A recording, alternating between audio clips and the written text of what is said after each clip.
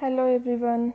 So let's begin with the next topic, which is virtual LAN.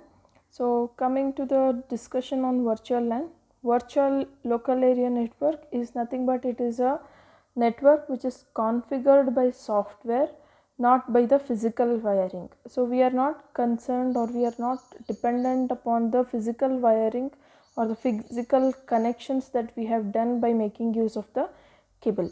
So we are now let us understand how this software is going to work for us in order to have the connection being established in a virtual way between two stations which are belonging to two different physical local area networks. So now the topics under discussion of this particular section is we are going to discuss about how the membership configuration is done for such kind of softwares, and then communication between the switches and the standards that are available and the advantages. So moving on to an example here, a switch connection which is done using three different LANs. So you can see there are three groups which are available: group 1, group 1, group 2 and group 3. So the person or the number of users in group 1 has to always work with the same LAN connection, and the persons in the group 2 has to work with the same LAN that is available from the switch terminal. Say suppose this is a project and where people are working in group 1 want to move to a move with the people working in group 2. So if they want to move to this LAN, it is not that we need to plug out the cables and then give the connection to them. It is software which will help us to define how this particular user can move to the next neighboring LAN connection that is available. So that is where we are trying to look for the software capabilities of establishing the connection from one group to another group when working in an collaborative area or in companies where two buildings are set apart, and from one building if we want to get connected to the project at the other building, it's not that we need to plug out the cables, the LAN cables, and then move there and get connected. It's not that. We can just move to that building and then give the IP address or a MAC address and then come back to the original connection of the first building. So that's how that's where your LAN connection comes into picture, that is virtual LAN comes into picture.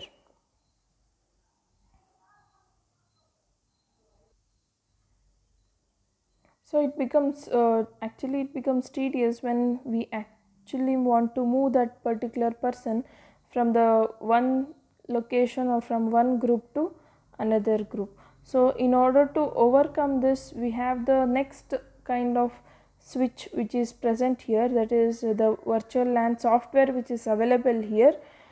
The virtual LAN software here, if what you can see or observe is, you can see that it is going to get elaborated, or it is going to have the means of communication being established from one particular virtual LAN to another virtual LAN.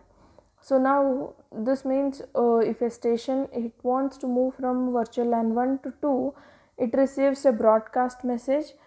That broadcast message is sent to virtual LAN 2, but no longer it receives the messages sent to virtual LAN 1. Means it is all software capabilities that is available. Say suppose I am making the move of this particular user to the virtual LAN 2 here, and when it comes to virtual LAN 2 here, it will no more receive the any kind of broadcast message that is sent from your first virtual LAN connection that it was having earlier. So that's how it is actually going to work. And on the other lines, if say there is a system in virtual LAN 3 which is now working with this particular project group here. So once this wants to be moved to virtual LAN 1, so we can move this to virtual LAN 1 by the software, and then what is this particular device is going to get, or this device is going to do is, this device once it moves, makes a move to itself to virtual LAN 1, so it will no more or no longer will be receiving any kind of information which is available at virtual LAN 3.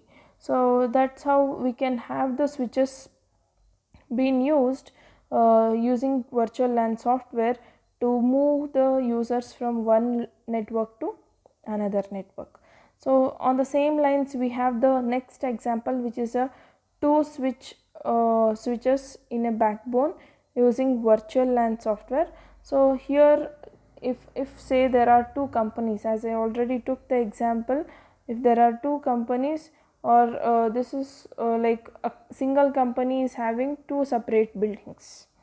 So each building can have its own switched LAN connection by a backbone network. With the help of a backbone network, people in the first building and people in the second building can be in the same work group even though they are connected to different physical LANs. I hope you are getting. These are actually the physical LANs, and this is how the virtual LAN is going to help us to switch between the user in first building and a user in the second building. Though the LAN connection or the cable connection is different, we can still provide through the software. We can group the number of users in the first particular slot and group the second number of users in the second slot. So they can be in the same work group even though they are connected to different physical LANs. So that's the advantage of having the software. So virtual LAN basically creates broadcast domain to different systems which are there connected to different LANs but working under one single group. So before moving further, we need to discuss about how this membership can be done, or what should be the basic characteristics that can be used to group stations in a virtual LAN. So vendors use different such characteristics, like they look for the port address. I mean to say the port address can be varied or the port number can be varied, MAC address, IP multicast address, or combination of port numbers and MAC address, or port numbers and IP address. So such kind of combinations can also be done. So that is how we can get the membership being done to make use of the virtual LAN. So as told, so the membership can be achieved by looking for the characteristics of port number, MAC address, IP multicast addresses, or combination of two or more such kind of things. So coming for MAC address. So some virtual LAN vendors, they use a 48-bit MAC address as a membership characteristics. For example, the administrator can stipulate that the station having the MAC address like E21344 B12334, this particular MAC address and one more MAC address, say whatever is the MAC address, one more MAC address, they too belong to virtual LAN 1.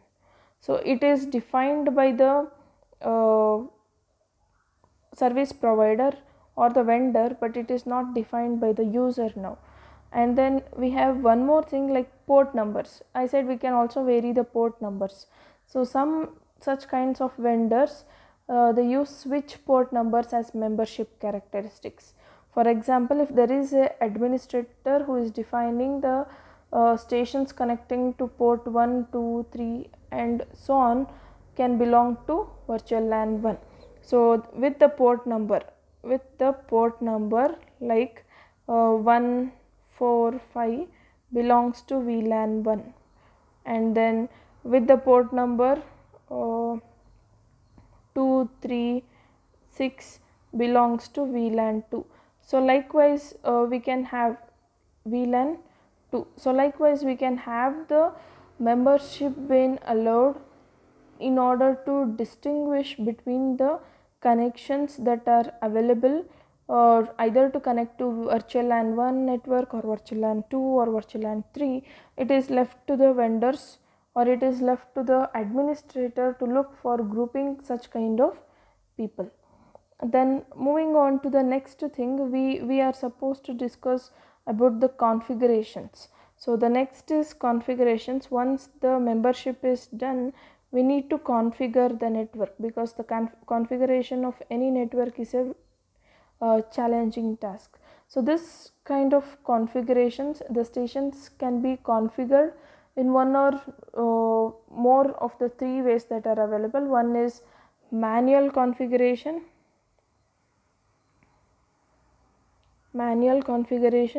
or semi-automatic configuration, or it is automatic configuration.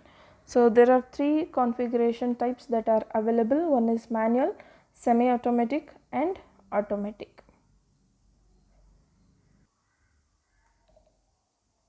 So coming to the manual kind of configuration, so the manual configuration here is defined by the network administrator, who uses the virtual LAN software to manually assign the stations into different virtual LANs that are available. So the setting up of the virtual LANs, grouping that number of devices, is done with the help of a virtual LAN software by the network administrator here. And then if at all that particular station wants to migrate from one virtual LAN to another virtual LAN, it is done manually, again with the help of the network administrator.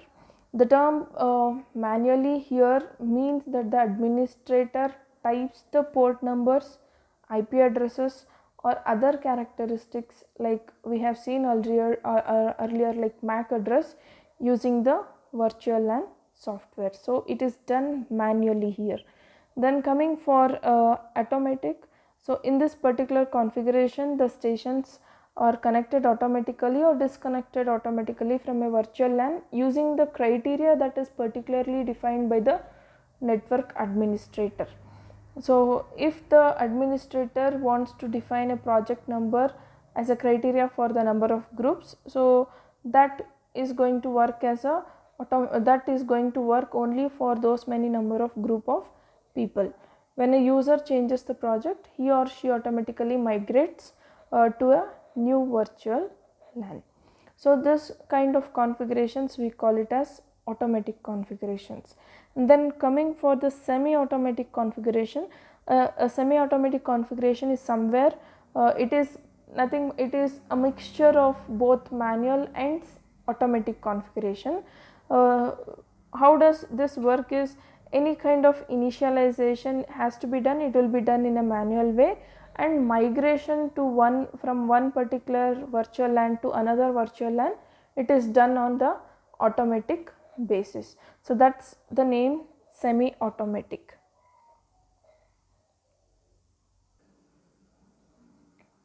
In order to have the communication between the switches, why do we actually want to have the communication between the switches is, in a multi-switched backbone network, it is very much essential for any of the station to know which station is getting connected to which virtual LAN, or a station is having the membership with virtual LAN 1, station B is having the membership with the virtual LAN 2. So such kind of things has to be noted. So for that particular thing, we need to have the communication between the switches.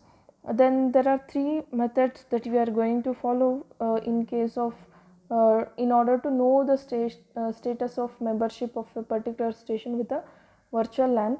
That is the very first one is table maintenance, and then is the frame tagging, and then the third one is the time division multiplexing.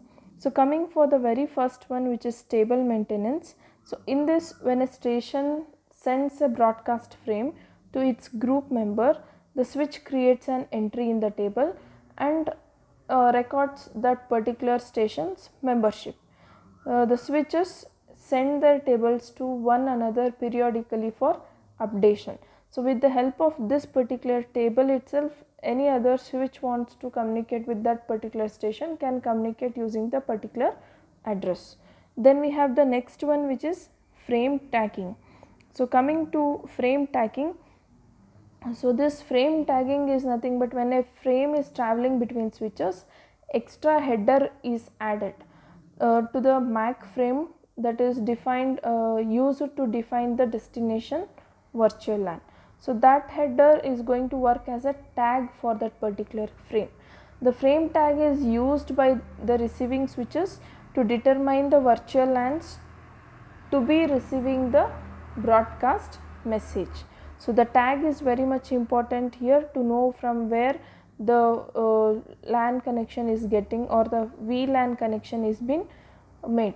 Then in case of time division multiplexing, so in this particular method, the connection means the number of trunks between switches is divided into time shared channels.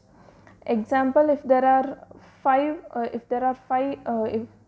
there are virtual LANs in a backbone network, the number of virtual LANs are 5, then each trunk is divided into 5 different channels. For first virtual LAN, it is one channel, channel 1. For virtual LAN 2, it is second channel, and the traffic that has to be sent through the virtual LAN 3 will be making use of the channel 3, and so on. The receiving switch determines the destination virtual LAN by checking the channel from which the frame has been arrived. So that's how we can actually have the details being maintained for such kind of virtual LAN setup that we are looking for. And then the IEEE standard that is defined for this particular kind of virtual LANs is 802.1q that defines the frame for frame tagging. And there are coming to the advantages, there are several advantages of virtual LANs. One is cost and time reduction, then creating virtual work groups, then having the security over the data transmission. So many more others are available when it comes for the virtual LAN. So to summarize, we just looked at the definition of virtual LAN. It is nothing but a software which is going to help us to have the connection being established between multiple or different physical LAN connections. And then we saw how the switch is helping us to connect between the LANs, and then we also saw how do we configure them, how do we maintain these kinds of virtual LANs by making use of the memberships with respect to either port number, IP address, MAC address, etc. And then we moved on to knowing about the communication between switches, how it is done. It can be done in 3 ways. One is table maintenance, frame tagging, and then time division multiplexing. As well, we have looked into the configurations that are available, manual, automatic, and semi-automatic configuration. Then we looked for the IEEE standard, which is 802.1q, and then the advantages, which is cost and time reduction, creating virtual LAN groups, and it provides security.